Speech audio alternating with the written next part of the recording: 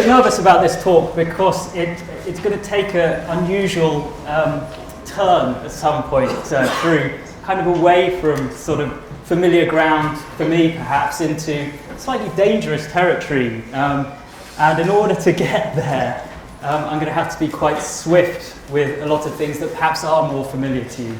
So let me begin by telling you about our recent clinical trial, open label, looking at psilocybin for really quite severe and stubborn treatment-resistant depression in 20 patients. All patients had failed at least 2 different medications of different classes within the current depressive episode. The average was 4.5. A couple of patients had tried and failed 11 different medications. We gave them 2 doses of psilocybin a week apart, a low dose, we called it a low dose, 10 milligrams, and then a full dose a week later, 25 milligrams, separated by a week. And we did imaging with functional magnetic resonance imaging before and after their experience. Right, turn the microphone. Okay, should be fine. So here are the main results. I've stripped it down to the averages now. I think it was a bit confusing for people perhaps to see all the individual data points. But you can see quite a striking drop there. Actually, all of the patients showed some degree of decrease in their depressive symptoms at 1 week. You can see that it's relatively well sustained. Actually, the maximal effect was at 5 weeks in terms of the effect size, 2.3 there. That's really quite a remarkably large effect size in relation to other conventional treatments for depression, and certainly in relation to placebo, which has an effect size of roughly about 1, a Cohen's d-value of 1. Here we're getting 2.35 weeks after just 2 doses of psilocybin. So really my background has been more in trying to understand how psychedelics work in the brain, and now really how they may be clinically useful. And so we can tackle that problem on a number of levels, and here I'm trying to address the pharmacological. So it's well established, a number of different converging lines of evidence support the principle that psychedelics work through the serotonin 2A receptor as agonists. If you block that receptor, you'll block the psychedelic effects. There's a strong correlation between affinity for the 2A receptor and their potency. A number of different strong evidences support that claim. We also know that the quality of the subjective experience is predictive of these compounds having therapeutic effects. So their long-term therapeutic effects are predicted by the quality of the experience. People have coined, more specifically, the quality of this experience as being about the mystical experience. Personally, I'd rather sort of move away from that problematic term. And perhaps peak experience, perhaps the unitive experience, may be a firmer ground scientifically. And we'll get onto that because it's an important aspect of where this talk's going to go. So as a treatment, it's entirely novel pharmacologically. A number of usually second-line conventional antidepressants actually have 2A receptor blocking properties. So it's a bit of a paradox that we can give compounds that actually stimulate the serotonin 2A receptor and they can be therapeutic. So what's going on here? The way I've recently written about it in a review paper that's coming out shortly with David Nutt, is that it's kind of similar in some respects to a particular model of how SSRIs are working in the brain, and that's a model that's been proposed by Igor Branchi. And it's that in, generally speaking, increasing synaptic serotonin in the brain, SSRIs, one is in a state of greater plasticity under this treatment. And then in that state, one can go one of 2 ways. One's pathology, if you want, could actually get worse if environmental conditions were adverse. But if they are positive, and for example, if you're being supported with therapeutic care, then it's more likely to go in a positive direction. I think that's quite an appealing model, but I don't think that's all of it with SSRIs. I actually think it has a lot to do with them being kind of pro-resilience, pro-coping drugs that kind of take the edge off certainly negative emotion, but quite likely emotion in general, a kind of general emotional blunting. But this model is really quite appealing in the context of psychedelics. And I would want to propose, and this is what David and I have proposed in this paper, that the 2A receptor is critical in that respect, producing a state of acute plasticity in which one can go one of two ways, perhaps. So based on that principle, we're basically saying that this is much more than a drug action. And also in this paper, I present this extra pharmacological model of how psychedelics are working that takes into account trait factors such as personality. There's evidence to suggest that trait absorption can be predictive of sensitivity to psychedelics. Related to absorption would be suggestibility, and we've shown that that can be enhanced under psychedelics. And there also may be a genetic component in that a certain serotonin 2A receptor polymorphism is associated with higher levels of trait absorption. Also these pre-state factors, and one in particular that a collaborator has identified that's particularly interesting, this pre-state of what she calls surrender, and she's looked at the meditative state and found that those who are scoring high on a willingness to surrender, a willingness to let go, are those that have the most intense meditation experiences and also the most therapeutic. And she's also found the same thing in a questionnaire survey with psychedelics. And I think that's a really appealing, intuitively appealing finding. Also the state itself, of course, and I'll show you some evidence to support this, and a mediator of the state being music. You may have heard one of my PhD students, Mendel Kalin, talking about this. Was it earlier today? I hope so. But the music is mediating what you might call the peak experience, and also insight and other things that together are this composite that goes beyond just the drug that can be predictive, essentially, of long-term positive outcomes or otherwise. So this is just really repeating what I was saying, showing Mendel's data there with music liking, resonance and openness being predictive of decreases in depressive symptoms in our clinical trial 1 week post-treatment. And what's curious is that the general intensity of the drug experience wasn't actually predictive of those drops in depression. So it was something more specific that seemed to be mediated by the music.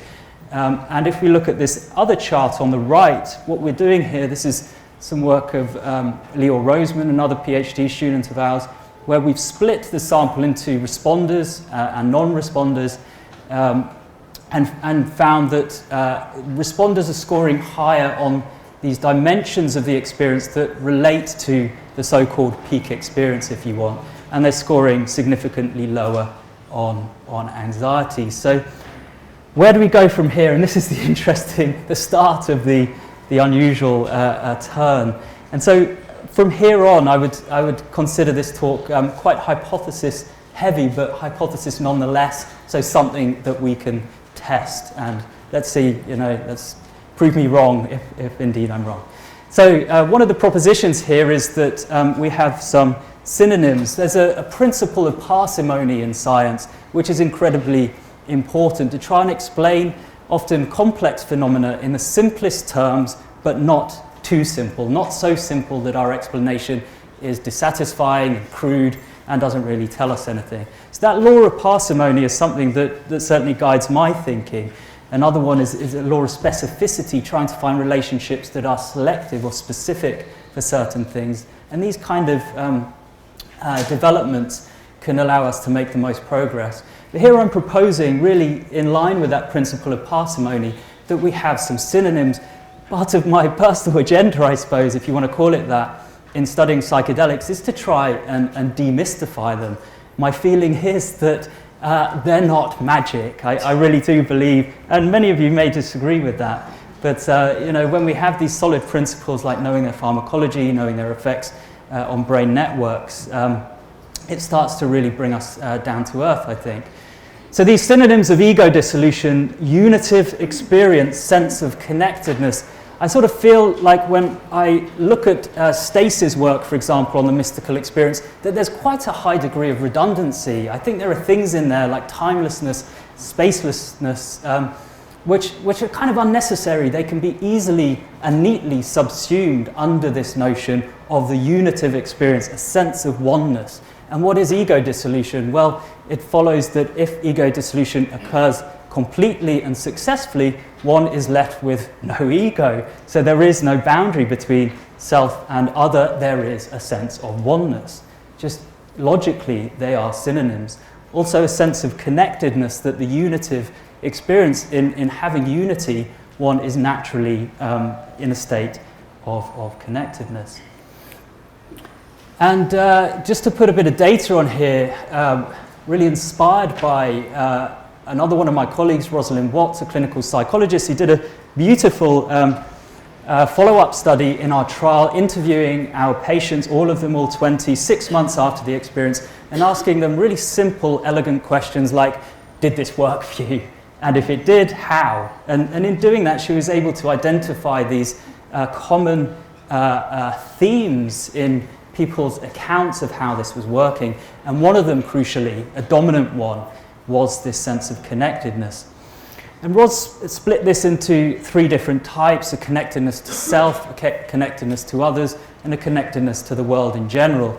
Again, just thinking recently about that law of parsimony, I wonder whether we could reduce it even further to an internal connectedness, connectedness with the self, being more embodied, being more at peace with all aspects of oneself, and also an external connectedness, which would subsume being connected to others and the world in general. It's just, I think it's important to try and simplify, but never simplify too much, such that it leaves us dissatisfied.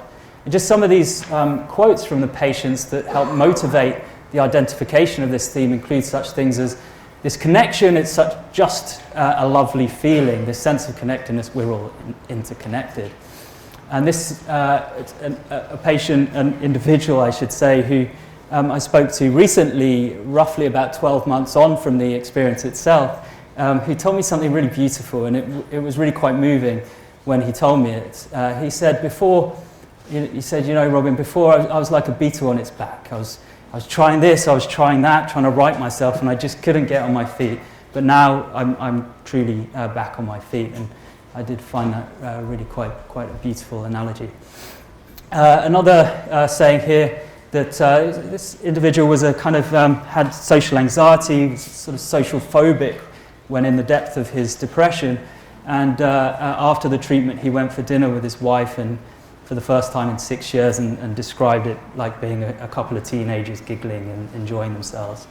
And so some proof of principle data which supports this idea that a sense of connectedness could be a principal component of psychedelics therapeutic action comes from a recent survey that we ran, sampling people who intend to have a psychedelic experience, collecting their data at baseline, in the pre-state, and then 2 weeks and 4 weeks afterwards.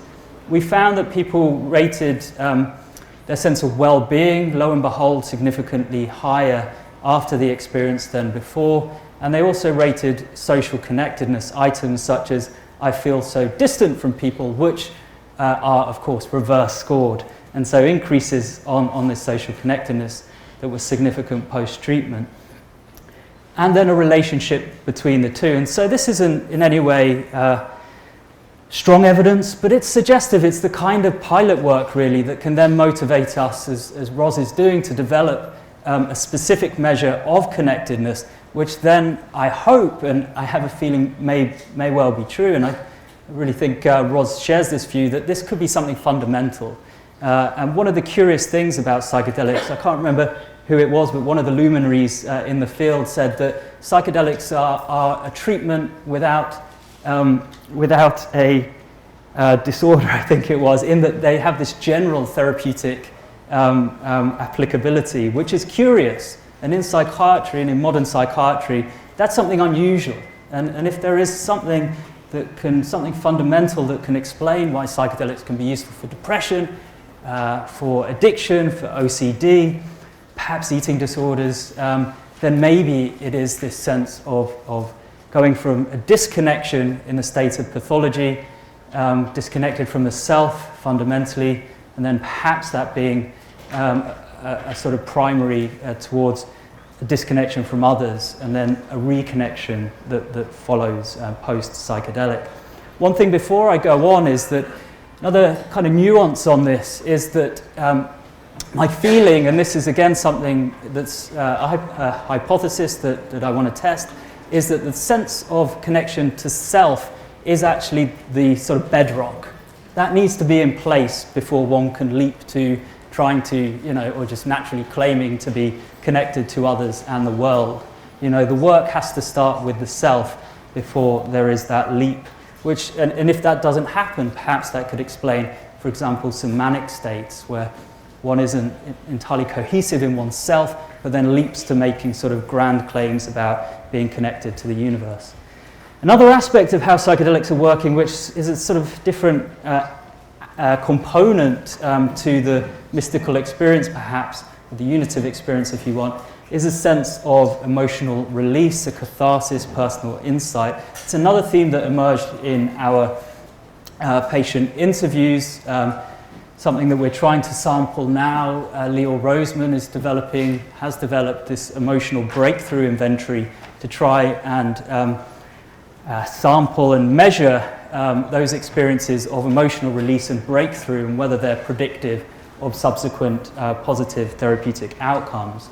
Just showing you some data from our trial where the ASC dimension insight was predictive of decreases in depressive symptoms at 5 weeks. So another fundamental component which indeed may relate to connectedness. Turn the microphone down. Okay. Okay, is that all right? Good. And so you may have heard Leo talk about our result with amygdala responsiveness actually showing an increase post-treatment with psilocybin rather than the decrease that's typically associated with conventional antidepressant medications.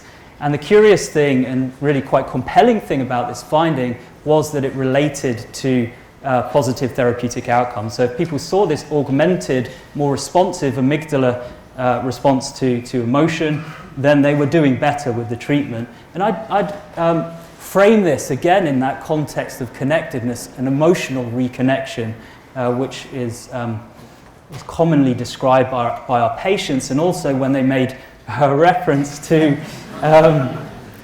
how this treatment was different to SSRIs.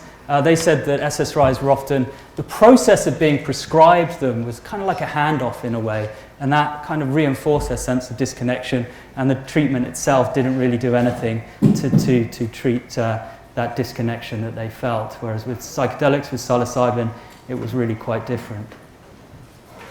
So there we are, and here's the sort of further unusual turn. And so really, as well as thinking about the therapeutic potential of psychedelics and measuring the mechanism, something which I think is related, and given that this symposium is called Beyond the Clinic, I took that as a kind of license to go into this, and also because it's breaking convention and you might like this. I thought I'd take this unusual tangent.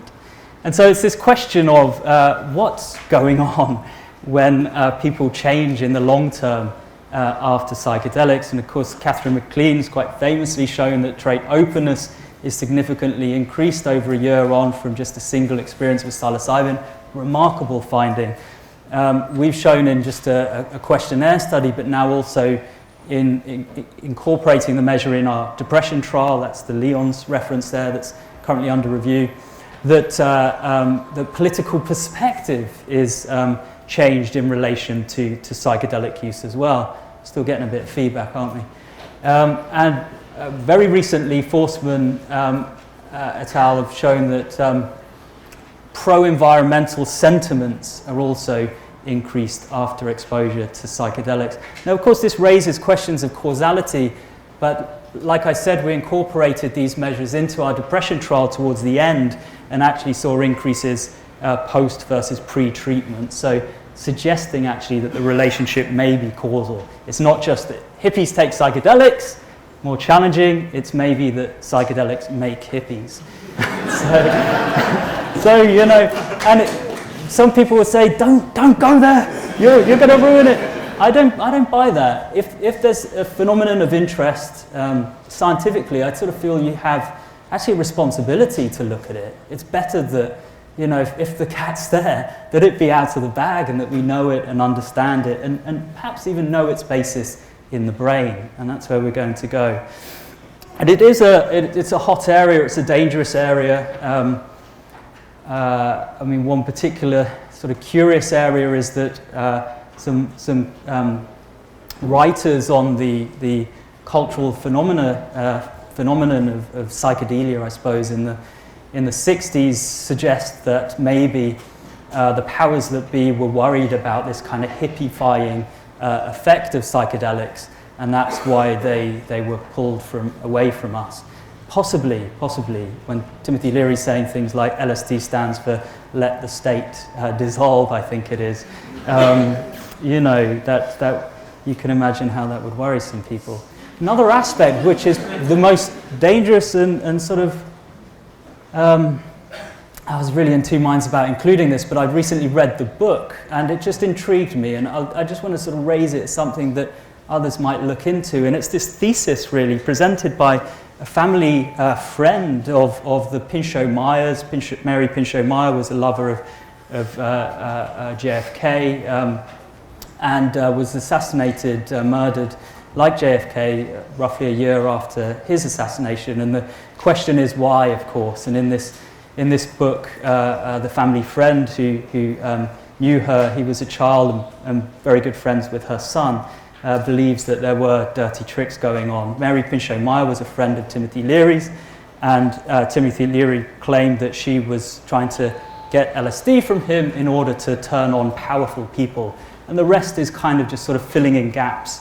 I'll leave it up to you whether you want to fill in those gaps. But when John Kennedy's brother, who was openly warm towards LSD and psychedelics, said things like in a Senate committee around the prohibition of psychedelics and the curtailment of the research, said things like, perhaps to some extent we've lost sight of the fact that LSD can be very, very helpful in our society if properly used. Then again, you know, there's something kind of overtly really political going on with LSD, and sadly, of course, we lost Robert Kennedy as well. So, getting back to the lab, just to end now with some sort of hypotheses, some questions for you. And this question of what changes in the brain when people change post-psychedelic. One interesting idea I'd just like to propose, and I imagine others have proposed this, although I couldn't name who specifically, that society in a way recapitulates the organization of the brain. So the organization of society, for example, in a hierarchical way, in terms of the hierarchies of power, may recapitulate the hierarchical organization of the brain, and vice versa. It's just an interesting thought that if one was to kind of collapse the hierarchical organization of the brain, what implications that would have for our political systems. And what is the significance of increased criticality under psychedelics? This is something that I reported in my entropic brain paper, that certain signatures of criticality, which I'll tell you about in a moment, actually show an increase in the psychedelic state above waking, which is curious, it's unusual to find that. And a recent paper that's still in review at the moment by Selen Atasoy has again found increases in a certain signature of criticality under LSD. So what is criticality? Well, it's kind of what it sounds like in a way. It's that systems that are poised in a critical point, critically, between disorder and order, exhibit certain properties. And if you look around nature, you'll see these properties. Essentially, as was said by Purbach, a sort of statistical physicist, it's probably fair to say, that this is how nature works. Nature is critical. It's organized in this way. The analogy of a sand pile is often used, that if you keep loading your sand onto this pile, it reaches a critical point of steepness. If you load any more, it just avalanches off the side. That analogy is quite useful. There's others around temperature. You take a sort of frozen system, you heat it up, it reaches a critical point and shows self-organization and interesting patterns with fractals and such like. You heat it even further and then it gets chaotic, it gets entropic, and you lose that order. So some of these signatures are a maximal repertoire of substates at criticality, maximal sensitivity to perturbation, and also self-similarity or fractal organization that you see at criticality. And then this idea of self-similarity or fractals, I just put it into a Google search and I love this guy's t-shirt.